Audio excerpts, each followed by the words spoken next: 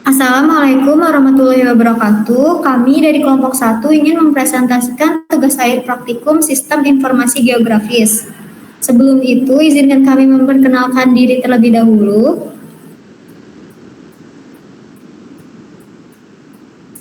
Saya Vindi Mutia Salsabila dengan NPM 106. Saya Mutiara Sakila dengan NPM 094. Saya Leonita Putri Kurniawan dengan NPM 104.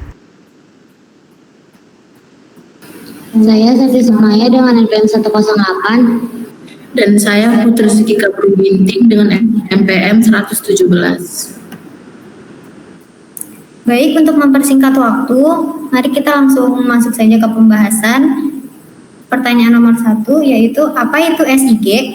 SIG atau Sistem Informasi Geografis adalah sistem informasi berbasis komputer yang digunakan untuk mengolah dan menyimpan data atau informasi geografis.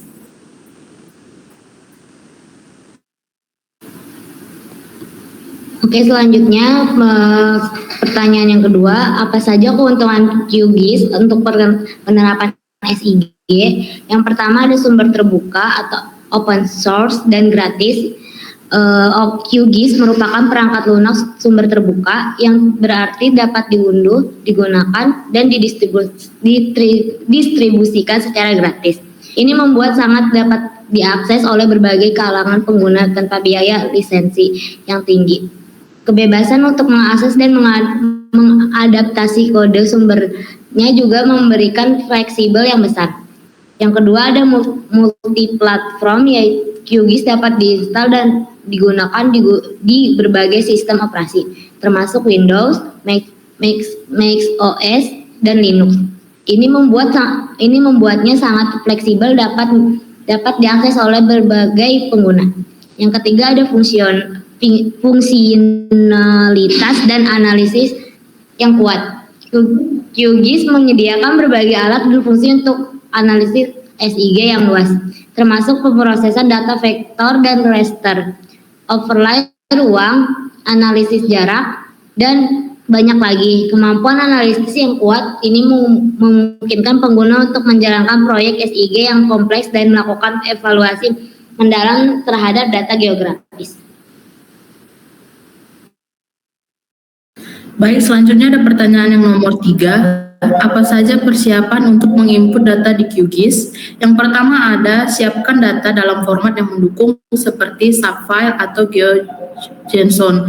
Yang kedua ada buka QGIS dan buat proyek baru. Yang ketiga, tambahkan data ke dalam proyek menggunakan opsi tambahkan layar vektor atau tambahkan layar raster. Yang keempat, sesuaikan atribut data dan pastikan data bebas dari kesalahan. Lalu yang kelima, periksa dan sesuaikan atribut data jika diperlukan. Yang keenam, periksa peraturan proyek seperti skala tampilan, tata letak, peta, dan sistem koordinat. Yang ketujuh, sistem proyek secara berkala dan buat salinan cadangan untuk menghindari hilangnya data. Dan yang terakhir adalah gunakan alat analisis yang disediakan oleh QGIS sesuai kebutuhan Anda.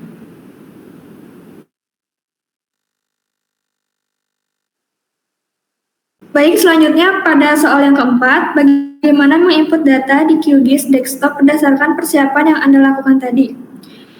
Yang pertama, langkahnya tambahkan layer map di QGIS desktop dengan cara klik layer, lalu klik add layer, dan klik add XYZ layer.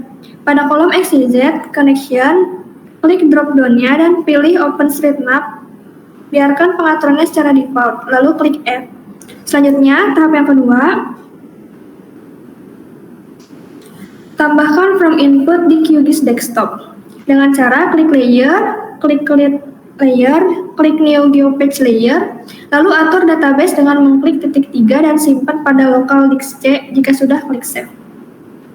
Kemudian ini merupakan tampilan field list-nya. Selanjutnya langkah yang ketiga,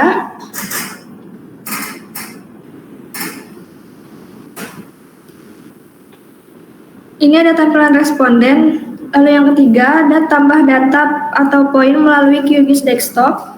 Caranya klik tombol yang berupa pensil pada toolbar untuk membuat poin atau menandai tempat. Lalu mengklik properties pada layar responden dan ubah no labels menjadi single label, atur sesuai keinginan, klik OK dan apply. Jangan lupa untuk klik tombol save karena jika tidak maka perubahan yang dilakukan tidak akan tersimpan.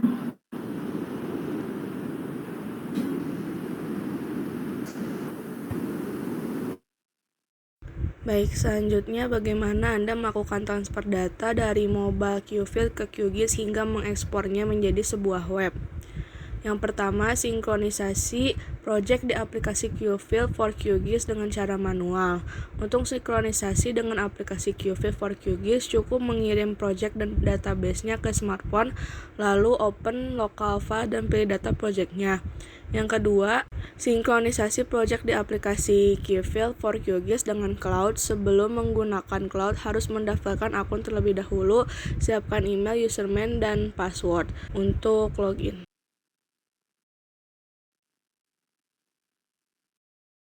Lalu, membuat WebGIS dengan QGIS Desktop. Membuat WebGIS dengan menggunakan plugin QGIS to Web. Install dahulu plugin tersebut. Setelah itu, close window-nya. Klik tombol seperti daun pada bagian atas toolbar. Atur tab Layers and Groups, tab Appearance, dan tab Export. Lalu atur menggunakan peta leaflet dan klik Export hingga web akan tampil. Berikut tampilan WebGIS dengan QGIS Desktop.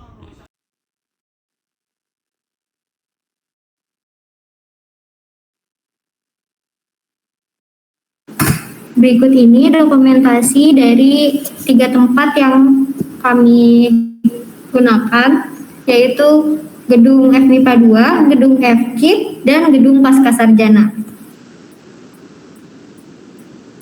Oke, sekian presentasi dari kelompok kami. Kurang lebihnya mohon maaf. Wassalamualaikum warahmatullahi wabarakatuh.